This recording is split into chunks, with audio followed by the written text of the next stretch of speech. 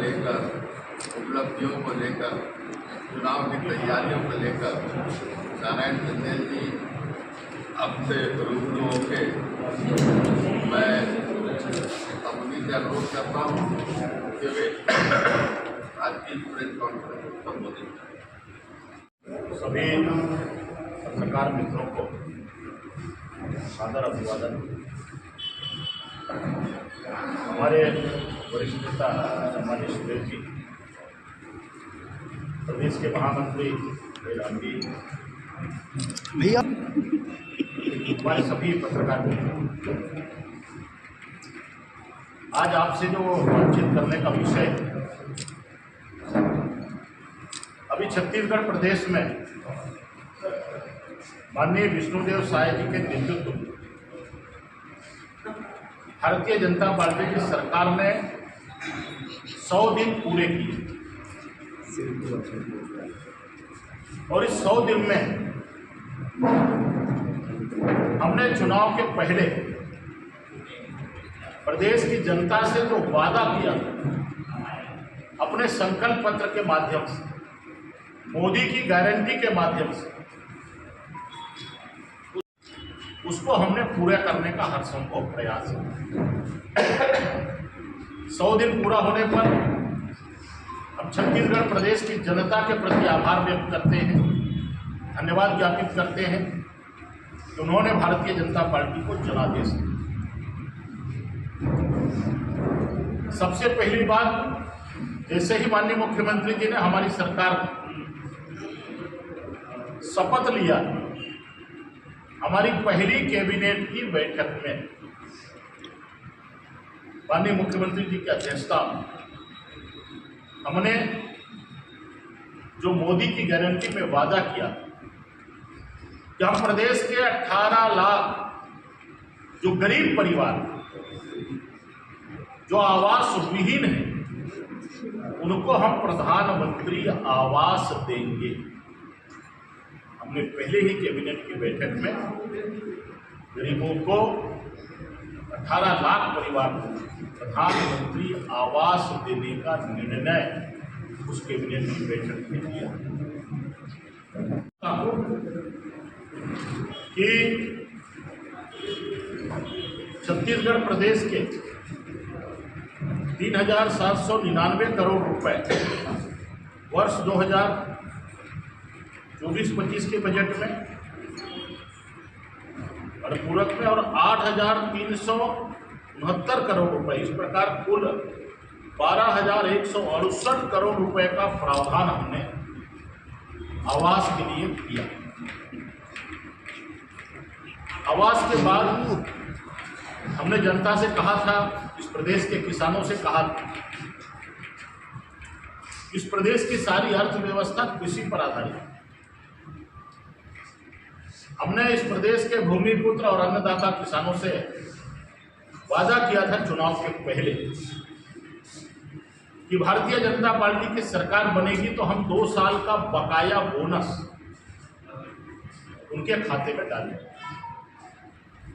सरकार बनते ही 25 दिसंबर, जिस दिन छत्तीसगढ़ राज्य के निर्माता आदरणीय अटल बिहारी वाजपेयी का जयंती थी, उस दिन माननीय मुख्यमंत्री जी ने 2 साल का बोनस जो बकाया था किसानों का, उसको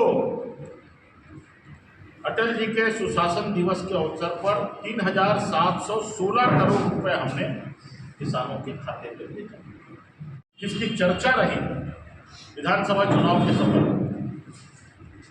हमारी माताओं बहनों महतारी वंदन योजना, मित्रों, मैं आपको बताना चाहता हूं कि पिछले 10 मार्च को महतारी वंदन योजना हमारी माताओं बहनों को हमने जो वादा किया था कि साल में 12,000 रुपये और 1,000 रुपये महीना हम महिलाओं को देंगे, हमारी सरकार बनेगी। हमने त्वरित निर्णय लेते हुए 70 लाख से ज्यादा महिलाओं के खाते में हमारी सरकार ने महतारी वंदन योजना के तहत उस दिन बड़े कार्यक्रम हुए। हमारे देश के यशस्वी प्रधानमंत्री माननीय नरेंद्र भाई मोदी स्वयं उपस्थित थे और हमने 655 करोड़ रुपए सीधे उनके खाते में उस दिन डाला और 70 लाख से ज्यादा महिलाओं के खाते में पहला किस्त है 10 मार्च। हम लोगों ने छत्तीसगढ़ के किसान भाइयों से ये वादा किया था चुनाव के समय कि हम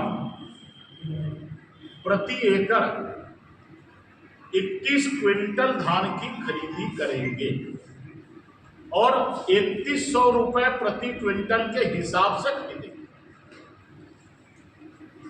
10 मार्च के बाद 12 मार्च प्रदेश के अनेक स्थानों में कार्यक्रम हुआ। करीब करीब सभी ब्लॉक केंद्रों में यह कार्यक्रम हुआ। बड़ी संख्या में हमारे किसान भाई उपस्थित थे और हमने माननीय मुख्यमंत्री जी ने अपने वादे के हिसाब से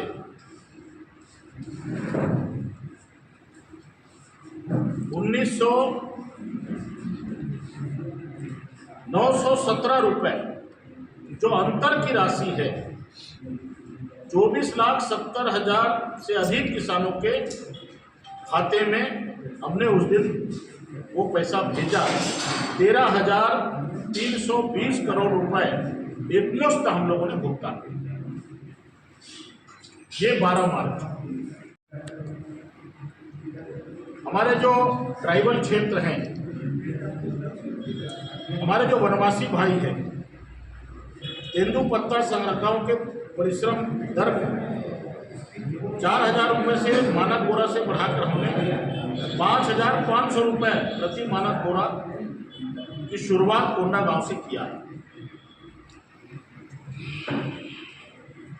100 दिन में हमारी सरकार ने जो हमारे प्रमुख वादे थे मोदी की गारंटी में चुनाव के पहले, उसको पूरा करने का हर संभव प्रयास किया।